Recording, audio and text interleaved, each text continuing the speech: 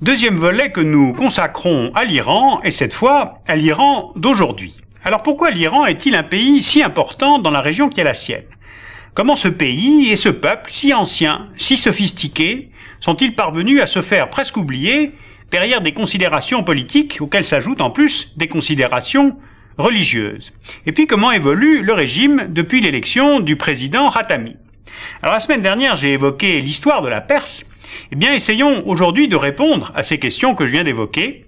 Et puis je soumettrai tout cela la semaine prochaine à Olivier Roy, qui est un spécialiste français de l'islam politique et du monde iranien. Voilà, nous sommes là, au sud du continent eurasiatique.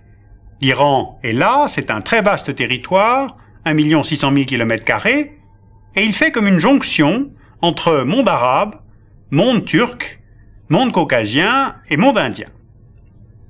Et ce statut de passerelle entre plusieurs ensembles se traduit en fait dans la composition de la population du pays.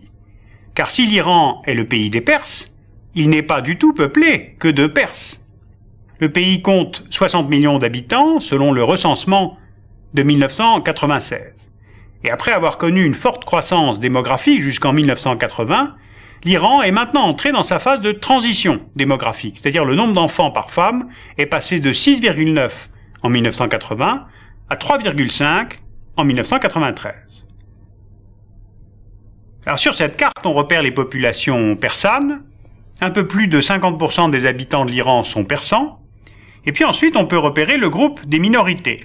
Les Kurdes, les Baloutches, les Azéris, les Turkmènes, mais aussi moins connus, les Gaylani, les Taleshi, les Bakhtiar.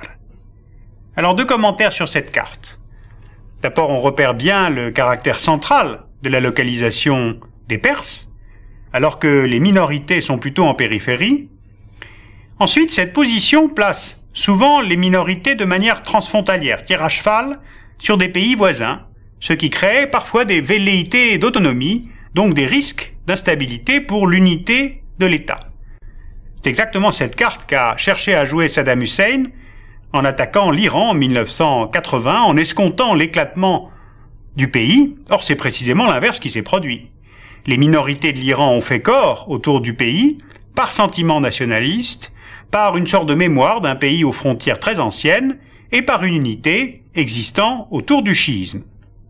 85% des Iraniens sont des musulmans chiites. On a évoqué la semaine dernière pourquoi, il en était ainsi, et chacune de ces minorités dispose d'un député au Parlement islamique.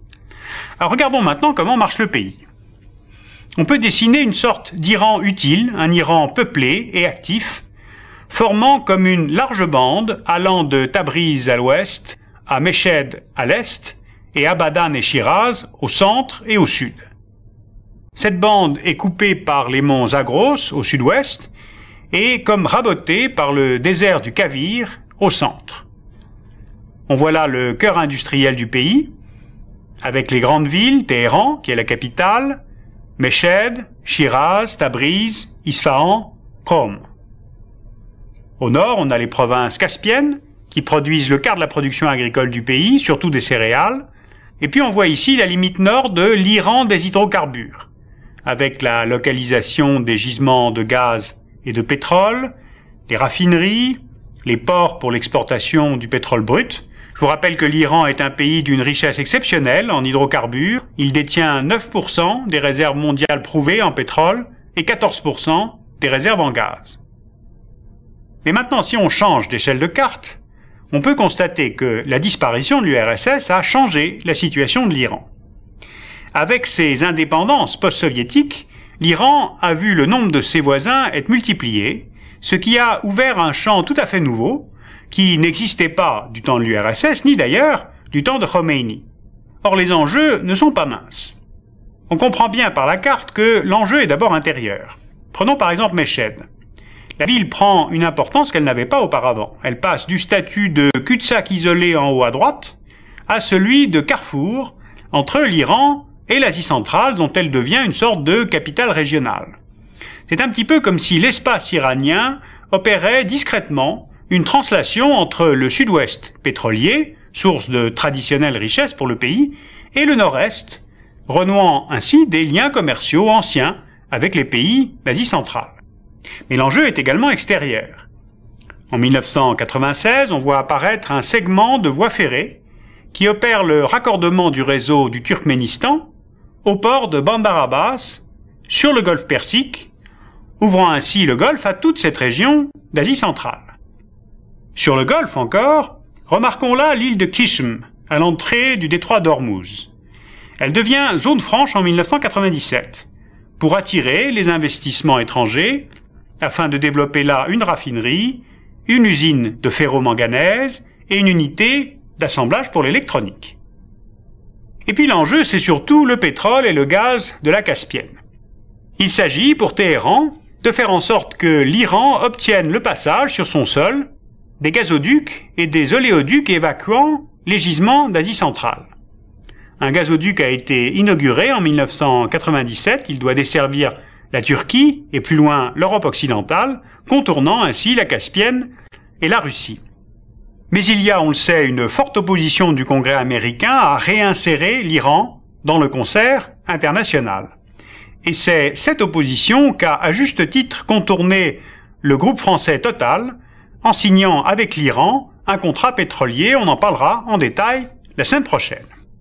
Alors j'ai voulu vous faire mesurer que l'Iran changeait.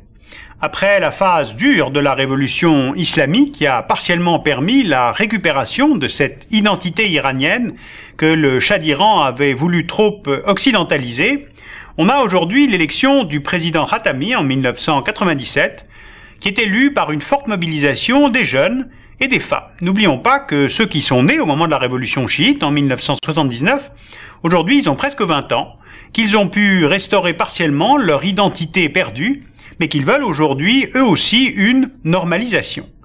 Le pays est moins rural, de plus en plus citadin, c'est-à-dire de plus en plus bidonvillé, et son identité aujourd'hui c'est le nationalisme, un islam moins revendicatif, la restauration d'une relation à l'Occident, et une puissance qui se veut régionale, passant non plus par la menace du terrorisme, mais par l'économie. Bien, on constate justement que les partenaires commerciaux sont les mêmes aujourd'hui qu'avant la révolution islamique. Le grand Satan américain a retrouvé sa 3e place, après l'Allemagne et le Japon. Alors nous parlerons de l'islam et de l'évolution du pays et du régime la semaine prochaine. En attendant, il faut constater que la stratégie d'exportation de la révolution islamique a échoué. Elle a surtout contribué à isoler l'Iran, et les dirigeants iraniens le savent bien aujourd'hui.